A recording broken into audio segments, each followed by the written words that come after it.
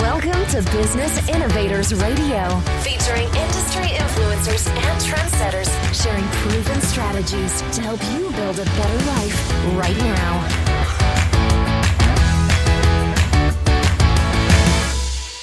Welcome to the program. I'm Mark Imperial. This segment's being brought to you by booksgrowbusiness.com. It's the place where business leaders and professionals get their books done in less than 90 days so they can lead their field, separate themselves from competition, and to leave a legacy.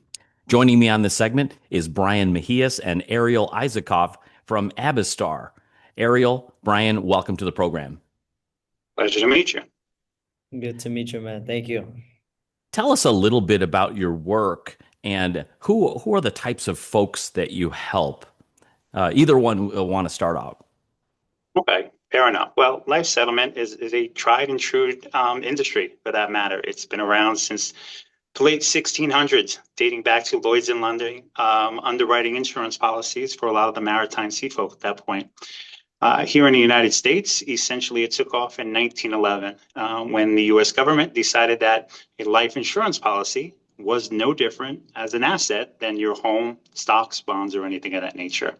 Now, it has flourished for the past 100 years or such along the way, and the provisions within such provide investment avenues for those who are looking to purchase life insurance policies that are based on the lives of other individuals, as well as from the beginning part of the calculation of the equation, and that is individuals have life insurance policies who may no longer need them along the way, may no longer be able to afford them along the way, or whatever their in particular situation is in terms of where they're willing to forego that asset and sell it to another individual and or group.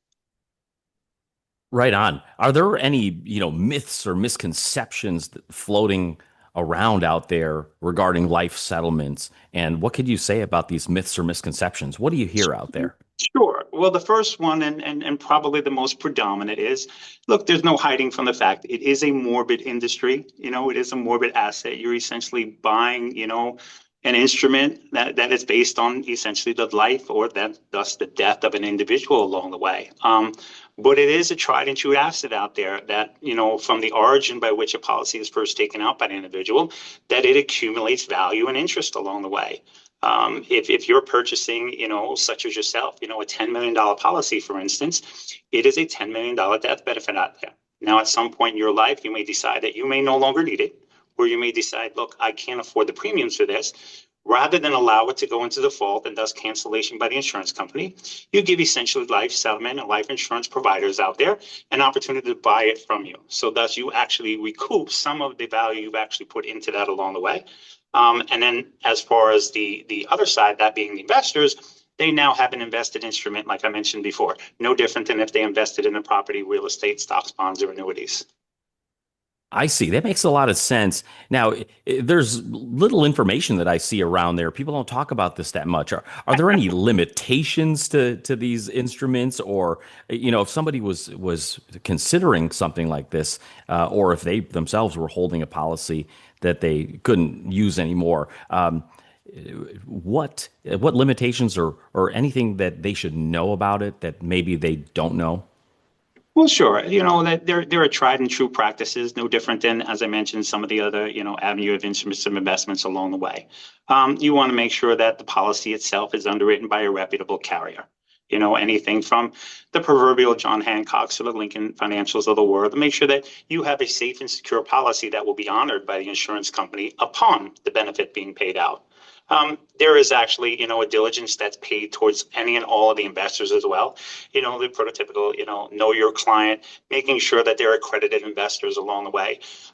Because you are essentially, like I said, you're selling an invested instrument in somebody else's life. Now, on the front end in that regard, you're going to see commercials that, publicize all along the airwaves. I think one of more reputable companies along the way, they advertise during the Super Bowl, by which they're looking to actually purchase policies from general consumers along essentially all of the states. And it is an industry, for that matter, that extends all the way overseas.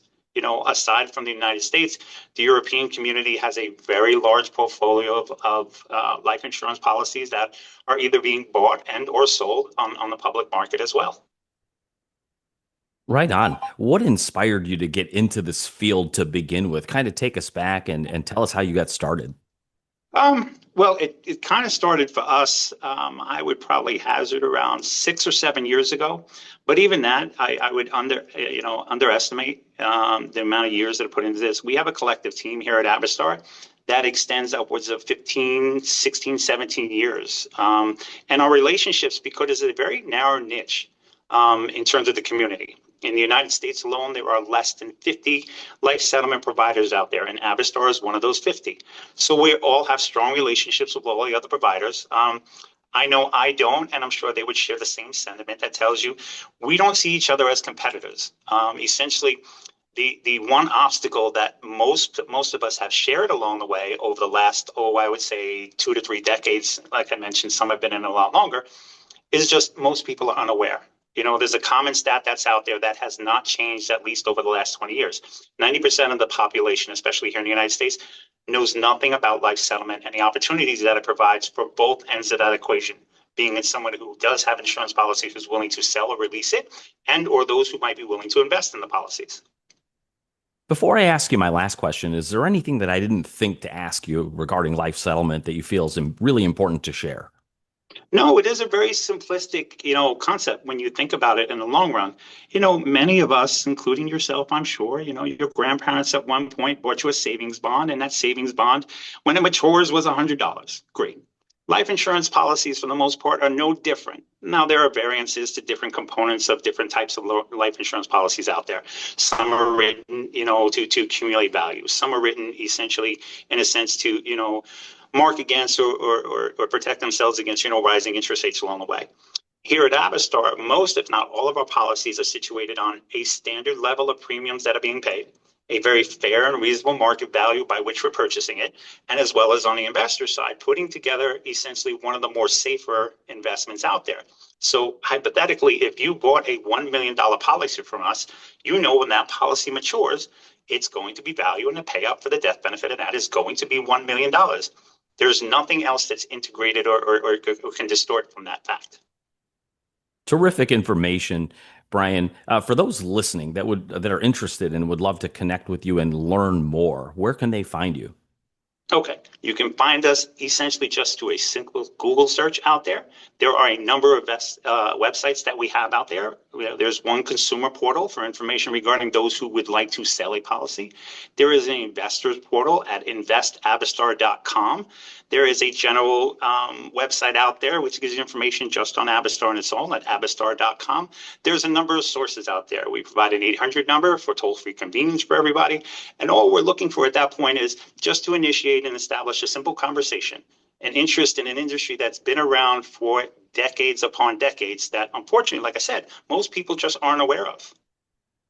This has been terrific. I really appreciate you taking the time to share with my audience, and I wish you continued success for you and for all of your clients.